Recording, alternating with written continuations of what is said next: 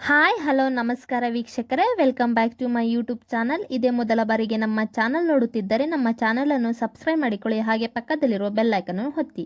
ಕನ್ನಡ ಕಿರುತೆರೆ ಹಾಗೂ ಚಿತ್ರರಂಗದಲ್ಲಿ ತನ್ನದೇ ಆದ ಛಾಪು ಮೂಡಿಸಿರುವ ಬೆಡಗಿ ಅನುಪಮ ಗೌಡ, ಹಾಗೆ ಆಂಕರ್ ಕಮ್ ನಟಿಯಾಗಿರುವ ಅನುಪಮ ಗೌಡ ಬಾಯ್ಸ್ ವರ್ಸಸ್ ಗರ್ಲ್, ನಮ್ಮಮ್ಮ ಸೂಪರ್ ಸ್ಟಾರ್, ರಾಜಾರಾಣಿ, ಮಜಾ ಭಾರತ ಮುಂತಾದ ರಿಯಾಲಿಟಿ ಶೋಗಳನ್ನು ನಿರೂಪಣೆ ಮಾಡುತ್ತಿದ್ದಾರೆ. ಅನುಪಮ ಗೌಡ ಅವರು ಚೀಸೌ ಸಾವಿತ್ರಿ, ಅಕ್ಕ ಸೀರಿಯಲ್ನಲ್ಲಿ ಅನುಪಮ ಗೌಡ ಅವರು ಅಭಿನಯಿಸಿದ್ದಾರೆ. ಹಾಗೆ ನಟಿ ಅನುಪಮ ಗೌಡ ಅವರಿಗೆ ತ್ರಯಂಬಕಂ ಚಿತ್ರದ ಅಭಿನಯಕ್ಕಾಗಿ ನಟಿ ಅನುಪಮ ಗೌಡ ಅವರಿಗೆ ಅತ್ಯುತ್ತಮ ನಟಿ ರಾಜ್ಯ ಪ್ರಶಸ್ತಿಯನ್ನು ಪಡೆದಿದ್ದಾರೆ. ಇಂದು ಪ್ರಶಸ್ತಿ ಪಡೆದು ಸ್ವಂತ ಮನೆ ಮಾಡಿ ಯಶಸ್ಸಿನ ಏಣಿ ಏರುತ್ತಿರುವ ಅನುಪಮ ಗೌಡ ಕೆಲ ವರ್ಷಗಳ ಹಿಂದೆ ಜೀವನವೇ ಬೇಡ ಅಂತ ಆತ್ಮಹತ್ಯೆಗೆ ಯತ್ನಿಸಿದರು. ತಮ್ಮ ಜೀವನದ ಕಹಿ ಅಧ್ಯಾಯದ ಬಗ್ಗೆ ನಟಿ ಅನುಪಮ ಗೌಡ ಅವರು ರಾಜೇಶ್ ಗೌಡ ಅವರ ಯೂಟ್ಯೂಬ್ ಚಾನಲ್ಗೆ ನೀಡಿರುವ ಸಂದರ್ಶನದಲ್ಲಿ ಮನಬಿಚ್ಚಿ ಮಾತನಾಡಿದ್ದಾರೆ. ನಾನು ಅಕ್ಕ ಸೀರಿಯಲ್ ಮಾಡುತ್ತಿದ್ದೆ. ಅದರಲ್ಲಿ ಎಕ್ಸ್ಟ್ರೀಮ್ ಲೆವೆಲ್ ನೆಗೆಟಿವ್ ಕ್ಯಾರೆಕ್ಟರ್ ಇತ್ತು. ಅದು ನನ್ನನ್ನು ಆವರಿಸಿಕೊಂಡಿತ್ತು.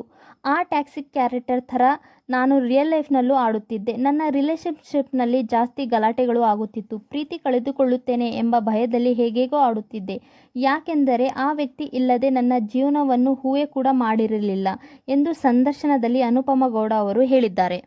ಆ ವ್ಯಕ್ತಿ ಇಂಡಸ್ಟ್ರಿಯಲ್ಲೇ ಇದ್ದರು. ಅಂಡರ್ಸ್ಟ್ಯಾಂಡಿಂಗ್ ಕಳೆದುಕೊಂಡಿರುವ ರಿಲೇಷನ್ಶಿಪ್ ಎಂಡ್ ಆಗುವುದನ್ನು ನಾನು ಅಕ್ಸೆಪ್ಟ್ ಮಾಡಿರಲಿಲ್ಲ. ಎಂದರೆ ಹೇಗೆ ಎಂಡಾಯಿತು, ಯಾವಾಗ ಎಂಡಾಯಿತು ಅನ್ನುವುದು ನನಗೆ ಗೊತ್ತೇ ಆಗಲಿಲ್ಲ. ತಮ್ಮ ಲವ್ ಬ್ರೇಕಪ್ ಬಗ್ಗೆ ಅನುಪಮ ಗೌಡ ಅವರು ಹೇಳಿದ್ದಾರೆ. ನನ್ನ ರಿಲೇಷನ್ಶಿಪ್ನಲ್ಲಿ ಎಷ್ಟು ಗಲಾಟೆಗಳು ಆಗುತ್ತಿತ್ತು ಅಂದರೆ, ಮತ್ತೆ ಮಾತುಕತೆ ಶುರುವಾಗುವುದು, ಖುಷಿಯಿಂದ ಇರುವುದು. ನನ್ನನ್ನು ಅವರು ತುಂಬ ಕೇರ್ ಮಾಡುತ್ತಿದ್ದರು. ಮನೆಯಲ್ಲಿ ಕಷ್ಟ, ನನ್ನ ತಾಯಿ ಜೊತೆಗಿನ ನನ್ನ ಜಗಳ, ಆರ್ಥಿಕ ಸಮಸ್ಯೆ, ಶೂಟಿಂಗ್ ಡೇಟ್ಸ್ ಇರಲಿಲ್ಲ, ಎಲ್ಲ ಸೇರಿ ನನ್ನ ರಿಲೇಷನ್ಶಿಪ್ ಹಾಳು ಮಾಡಿತ್ತು ಎಂದು ಹೇಳಿದ್ದಾರೆ. ಇವತ್ತು ಹಿಂದೆ ತಿರುಗಿ ನೋಡಿದರೆ ಆಗಿದ್ದೆಲ್ಲವೂ ಒಳ್ಳೆಯದಕ್ಕೆ ಅನಿಸುತ್ತದೆ ಎಂದಿದ್ದಾರೆ ಅನುಪಮ ಗೌಡ ಅವರು. 6 ವರ್ಷಗಳ ರಿಲೇಷನ್ಶಿಪ್ ಸಡನ್ ಆಗಿ ಕಟ್ಟಾಯಿತು. ಡಿಪ್ರೆಷನ್ಗೆ ಜಾರಿದೆ. ಪ್ರತಿದಿನ ನೇಹಾ ಗೌಡಗೆ ಫೋನ್ ಮಾಡಿ ಅಳುತ್ತಿದ್ದೆ. ಲೈಫ್ ಬೇಡ ಅನಿಸಿಬಿಟ್ಟಿತ್ತು. ಅದೇ ಟೈಮ್ನಲ್ಲಿ ಆತ್ಮಹತ್ಯೆಗೆ ಯತ್ನಿಸಿದ್ದೆ ಎಂಬ ಕಹಿ ಸತ್ಯವನ್ನು ಅನುಪಮ ಗೌಡ ಅವರು ಬಾಯ್ಬಿಟ್ಟಿದ್ದಾರೆ.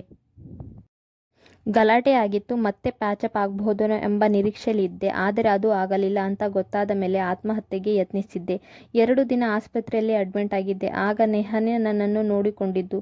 ನನ್ನ ತಂದೆ ತಾಯಿಗೂ ಈ ವಿಷಯ ಗೊತ್ತಿರಲಿಲ್ಲ. ಆ ಟೈಮ್ನಲ್ಲಿ ನಾನು ಮೆಂಟಲ್ ಆಗಿದ್ದೆ ಎಂದು ಮುಕ್ತವಾಗಿ ಮಾತನಾಡಿದ್ದಾರೆ ಅನುಪಮ ಗೌಡ ಅವರು. ವೀಕ್ಷಕರೇ, ಇದೇ ಮೊದಲ ಬಾರಿಗೆ ನಮ್ಮ ಚಾನಲ್ ನೋಡುತ್ತಿದ್ದರೆ ನಮ್ಮ ಚಾನಲನ್ನು ಸಬ್ಸ್ಕ್ರೈಬ್ ಮಾಡಿಕೊಳ್ಳಿ, ಹಾಗೆ ಪಕ್ಕದಲ್ಲಿರುವ ಬೆಲ್ ಐಕನ್ ಅನ್ನು ಒತ್ತಿ. ವಿಡಿಯೋ ಇಷ್ಟ ಆದರೆ ವಿಡಿಯೋಗೊಂದು ಲೈಕ್ ಕೊಡಿ. ನಿಮ್ಮ ಅಭಿಪ್ರಾಯ ಮತ್ತು ಅನಿಸಿಕೆಯನ್ನು ಕಮೆಂಟ್ ಬಾಕ್ಸಲ್ಲಿ ಕಮೆಂಟ್ ಮಾಡಿ ತಿಳಿಸಿ. ವಿಡಿಯೋ ನೋಡಿದ್ದಕ್ಕಾಗಿ ಧನ್ಯವಾದಗಳು.